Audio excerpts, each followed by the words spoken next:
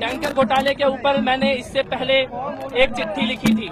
जब मैं मंत्री बना था, मंत्री बनने के 1 महीने के अंदर, ये एक रिकॉर्ड है, मंत्री बनने के 1 महीने के अंदर मैंने शीला दीक्षित के खिलाफ 400 करोड़ के घोटाले की रिपोर्ट तैयार की थी।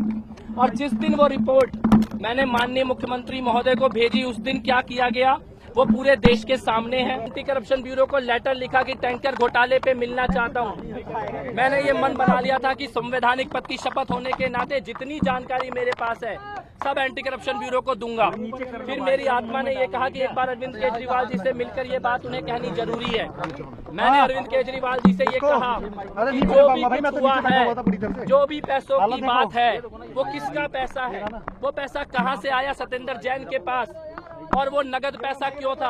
आप सारे विधायकों को बुलाकर और कार्यकर्ताओं को बुलाकर इस संबंध में सारे कागज जनता के सामने रखें। आप बताएं कि वो पैसा कहां से आया, और अगर आप क्षमा, हो सकता है गलती हुई हो, गलती सबसे होती है, अरविंद केजरीवाल जी भी एक इंसान है, हो सकता है उनसे गलती हुई हो, मैंने कहा आप क्षमा मांगे, जानकारी दें, तो उसके अलावा कोई और विकल्प नहीं है।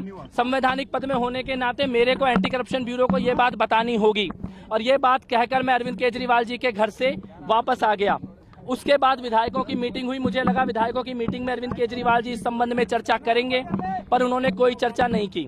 और उसके बाद रात को जो खबर आई, अभी तक भी आधिकारिक तौर पर शिष्टाचार के तहत भी मेरे को बुला के उसकी जानकारी नहीं दी गई। मनी लॉन्ड्रिंग के मामले में, ब्लैक मनी के मामले में कई ऐसे जानकारियां हैं सत्येंद्र जैन जी के बारे में जो सबको मालूम है। मंत्री रहते हुए और मंत्री रहने से पहले किस प्रकार से बेटी को और रिश्तेदारों को पदों पे रखा गया। और माननीय सत्येंद्र जैन जी ने मेरे से खुद व्यक्तिगत तौर पर एक बात बताई कि अरविंद केजरीवाल जी के किसी सगे रिश्तेदार की जमीन के लिए 50 करोड़ की डील उन्होंने कराई है। मैंने ये बात भी अरविंद जी को जाके बताई, तो उन्होंने कहा कि ये बात झूठ है और तुम्हें मुझ पर भरोसा होना चाहिए। तब मैंने कहा था कि मुझे आप पर आंख मूंद कर भरोसा है, लेकिन अपनी आंखों से कैश देखने के बाद चुप रहना मेरे लिए संभव नहीं था। कुर्सी जाती है तो जाए, प्राण चला जाए, बापू की समाधि के सामने खड़े होकर जिम्मेदारी से कह रहा हूँ, प्राण भी चला जाए तो चुप नहीं रहूंगा। बयान या आरोप नहीं है, ऑन रिकॉर्ड उपराज्यपाल महोदय को देकर आया हूँ, और इसके बाद एसीबी, सीबीआई सबको बताऊंगा जाकर। उनके घर के अंदर कैश का लेन देन हुआ है, मैं बयान दूंगा।